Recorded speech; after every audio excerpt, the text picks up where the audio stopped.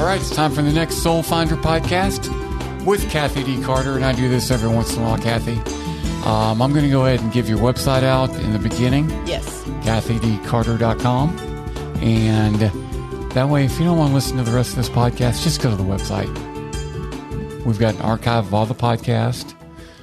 There's also a live stream that we have that if you go to like a cubicle or an office and you sit there all day long, go to that live stream and you can hear the episodes back to back to back with no interruptions at all.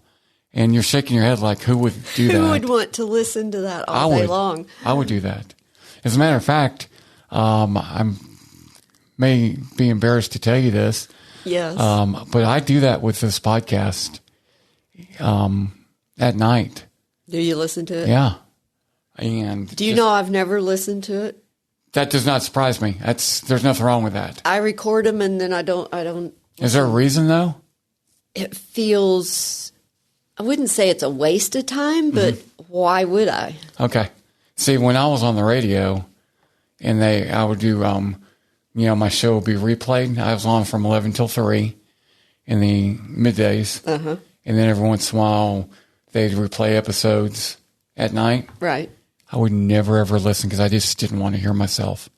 I didn't like my voice. Well, see, we're trained to critique ourselves and see what's wrong. And that's not a good habit. That's a habit you need to let go of. It's like people that look at pictures and say, oh my gosh, look at everything that's wrong with me. I hate my body. I'm too fat. I look terrible in that outfit. Okay, that's an extreme, yeah. And that's terrible. We shouldn't do that. There's a fine line, though. You've got to, don't you have to be able to take a good, honest look at yourself? Well, yes, but that honest look should say, oh my God, look how good I look. It should be everything that's right with you, not what's wrong. We've already detracted away from the episode I was going to do, so let's just do this. Well, do you think this is so rude? No, go. No, I'm prefacing it by saying, okay. I understand it's shallow. Mm-hmm. I understand it's rude. Mm-hmm. I understand it makes me a jerk. Okay? Okay. But I will look at people, adults, people over the age of 40. Okay. And I'm being serious when I say over the age of 40. Mm-hmm. Because they're not adults. Well, no, because they've lived. Okay. More experience. And there's lots of, just to put it bluntly, there's lots of ugly people over the age of 40. They're just not attractive. That's okay. There's nothing wrong with that. Mm-hmm. You don't get to keep your looks in your entire life, most people. But I can look at someone who is not attractive now and say, you know what? I bet you look good at one point in your life. Okay? Okay. But then there are other people, and this is what makes me a jerk. Go. There are other people, and I'll look at it and I'll think to myself, has there ever been a day in that person's life where they looked in the mirror and said, damn, I look good? And usually the answer to that is no, because the ones that have the qualities that a lot of people call attractive do not see or feel themselves as being attractive. Mm-hmm. That's very common. They have no clue. Yeah. And that's not healthy. That's not healthy. And the other thing is that... But some people are just ugly. See, like, look at me. That is your lack of self-love for your earth transport system. That is just a vehicle that you signed up in the contract for what I believe today. May change it tonight. I love that. By the way, if you're a regular listener to this podcast, you've heard me say this before. If you're just starting to listen to this podcast, that's one of my favorite things about Kathy is that that's the way everyone should, that attitude everyone should have. Is this the way I feel right now? And that could change. It can.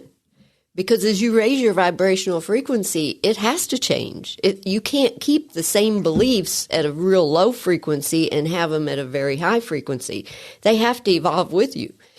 And the belief that I have right now is that when we enter the earth plane to evolve our soul, if that is what we come here for, which I believe it is, the the earth transport, the human body that we are given for this lifetime is part of our contract. Our looks is part of our contract. And I'm fine with that. So there would be no real judgment if we all understood that, because what some people would judge as a very ugly person can have one of the most beautiful hearts, absolutely, loving hearts ever. So what is the focus? What has industry, when we industrialized and all the commercials came out with these perfect looking people, did that change us and we lost track and we became more materialistic with our human transport machine, even like we do with, a beautiful house or an ugly house? Is a home or not? Okay, and I think that, and I will never be able to win people over with this. There's nothing wrong with recognizing they're ugly people. Well, here's the thing. There's nothing wrong with me recognizing I'm not a good-looking person. But that's not true. That doesn't mean I hate myself. No. That doesn't mean that I'm insecure. As a matter of fact, with me, it's quite the opposite. I'm secure enough to be able to say, hey, I know this package isn't great, but you know what? The inside? Well, that's what I was saying. Yeah. So why is the outside judged? Who brought that about in this society? Who brought it about that we can't see the hearts of people instead of what their outside looks like? Well, that's a problem. But isn't it just natural to judge the outside? Well, here's the thing. What you would call unattractive, yes, other people would call attractive. I don't know about that. Oh, yes. I could I'm give a you pretty an good experiment. judge of that, Kathy. You would no doubt call someone unattractive that someone else would say, oh, no, they're very attractive. And I think that that's just a very nice person that is just trying. She don't really believe that, or he doesn't. If I think someone's ugly, and if you and I see the same person, and I think they're ugly physically, and you say, oh, no, he's beautiful. I'm like, you're just saying that because you want to be nice. Okay. Trust me, I know. I know you know. So that's why I love talking with you. So think about this. Is there not partners that are attracted to very full-bodied partners? Chubby chasers. Well, you can label it whatever you want. And is that not true? Do you call them unattractive? Okay, that's a good point. Because they are out there. Okay, you may have me. I think I may, because if I don't there, I'm going to get you. Yeah, you have me there. Your view of what is unattractive is your view. Yeah, but I think there's a standard, though, too. Oh, no. The only standard is the frickin' standard that advertising companies have put out there that's unrealistic, that makes everybody feel unattractive, including yourself. Okay, you don't think, we're getting in the weeds here a little bit, but you don't think like Tom Cruise. If Tom Cruise came in here today, or if Tom Cruise came in here 25 years ago, you and I would agree that's an attractive dude. He's a good-looking guy, right? Probably. So there's a standard. We're both there are certain people that everyone's going to agree on. And you point out, and you're correctly so, there's other people that we may disagree on, where I'm like, no, not at all, and you. But there are certain people that, is there anyone that thinks that Tom Cruise 20 years ago was not an attractive dude? Well, if you knew more about who he was, you might. I'm just talking about the outside. Well, and that's what's superficial. Yeah. I started it by saying that. I'm shallow. It's very superficial to look at someone and just judge the outside package, because I'm saying that in the bigger picture, we chose this body to experience what it's like to have the body we have this time. Interesting. Next time, we can come in what you're calling the very hugely acclaimed attractive body. Another time, we could come in with the very obese body. Other times, I mean, there's different reasons we have the different transport here on earth for our soul, because that's how we evolve our soul. Okay, okay, let me bring this up then. You have not met her yet, but I just hired a girl named Mandy. Oh, you found somebody. And Mandy is fantastic. I really wish now that I brought her in here to meet you today, because this is another thing about Kathy. You can tell me to edit this out if you want me to. Kathy can tell me about people. Yeah.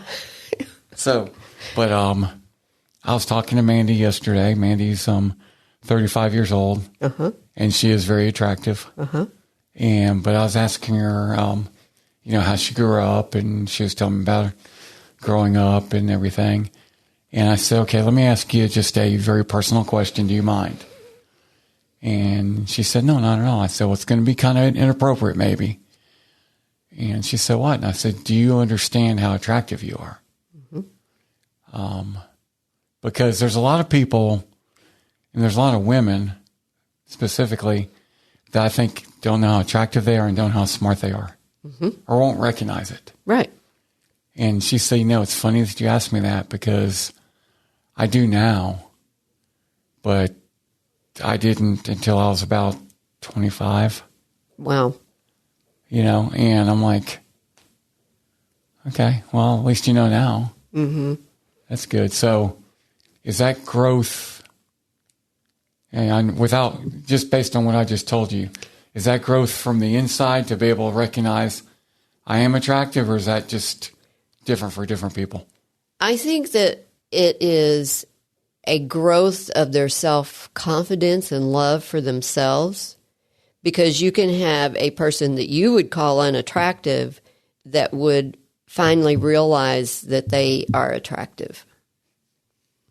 Are you following me? Yes, I am. Okay. I'm laughing because I'm picturing you and I at a beach or something, just judging the outside. I'm trying to figure out how many times you and I would disagree without getting to know anyone, just people walking by. I'm like, okay. And we have our little cards rating them. How close we would be. Right. It'd be if we're only judging outer appearance. Yeah. I think we'd be close. I think we would too. Okay. I do too, if we were just rating that. But I find that hard to use that just as the only rating anymore. It's completely unfair, yes. Well, I don't know if it's unfair, because as you've made point to, it is something that in this society where money is the revolving thing that this society works on, they have made the outer appearance of the human transport system very important. Okay, is that they or is it me? And what I'm saying is... Well, you've bought into them. And I'll just fully admit it. And here's the way I recognize it. You've done this with me before, and I like this. I can recognize where I have shortcomings. A lot of them. I'm sure I have a ton of shortcomings that I haven't recognized. Okay? But I do have... We all do. shortcomings I recognize. This is one of them. Okay? I'm just going to say it. If someone's ugly on the outside, it's going to take a lot longer for me to get to know them. Okay. Now, I was just going through the part of the human attraction, like partners attracted to each other. There's a reason that your filter sees certain people as attractive, because that would be the ones that you would connect with, whether it's romance or whether it's just personal. But everyone has their own filter, so that doesn't mean that what you see as attractive is going to be the same as what Joe over here sees as attractive. Do you follow me? Yeah, I do. Okay, so let me ask you this. I'm going to completely give in not just because I'm giving in. I do agree. You've proven me wrong. Okay? So people, they judge attractiveness on the outside differently. Are we all the same with what I just said, that I'm going to get to know someone a lot easier if they're physically attractive to me? Oh, yeah, because there's that energetic connection between what you feel is attractive. Yes, you're definitely going to. But that doesn't mean that someone that you see as unattractive is not going to feel attracted to other people. Yes. Okay. It's all I call it our life filter. And we see through our filter depending on what we've been through and what we believe and blah, blah, blah. Now, then the other thing is this, in my little bubble. Just because you're unattractive doesn't mean I'm not going to eventually not like you, get to know you, but it's going to be easier for an attractive person for me to get to know the attractive person quicker. No but that doubt. doesn't mean I'm not capable of enjoying the company and being and liking Right. people that I'm not physically attracted to. Right. Because there is definitely... Well, there's a human nature type energetic draw to what you're referring to. We're drawn to people that we relate to, that we are good with. Yeah. I was going to joke around and No, say... go ahead. I mean, look, Rosa O'Donnell's not attractive, but people like her. Mm-hmm. Mm-hmm. And a lot of people would say she's very attractive. No. Well, a lot of people would say... They need to get their vision checked. No. A lot of people would say she is attractive. And that's what I'm saying. Everybody has their own filter. So what you see as attractive is not the end all. Okay, but to go the opposite way, I'll tell you what. If Rosa O'Donnell was a beautiful, beautiful woman in my mind, the minute she opens her mouth, she's not beautiful anymore because I don't like her. Does that make sense? It can go both ways. Yes, right. It can. And that's what I say. That's why I think God made her ugly, so I wouldn't have to listen to her. No. Cannot believe you said that. We choose the human transport that we travel in my belief system right now. And that is because we have evolving of our soul to do with that transport system. You could come in and what your soul determines to be a very unattractive transport system, or you could come in next time with one that's very attractive. That is all for your soul's evolvement. It has nothing to do with if you're any good or not. That's just the outside cover. And are you able as a soul to work with this outside cover and be who you are authentically? Okay, to me, this is one of the reasons why you need to listen to every episode of The Soul Finder. Go back and listen to the back episodes. There's a complete library up there in archive because I was going to take this. This was going to be a completely different topic when we started this episode. Was it? We were going to talk about anger. Oh, yeah, that's right. We turned, didn't we? We turned very quickly. And in the next episode, let's talk about anger. All right, let's do.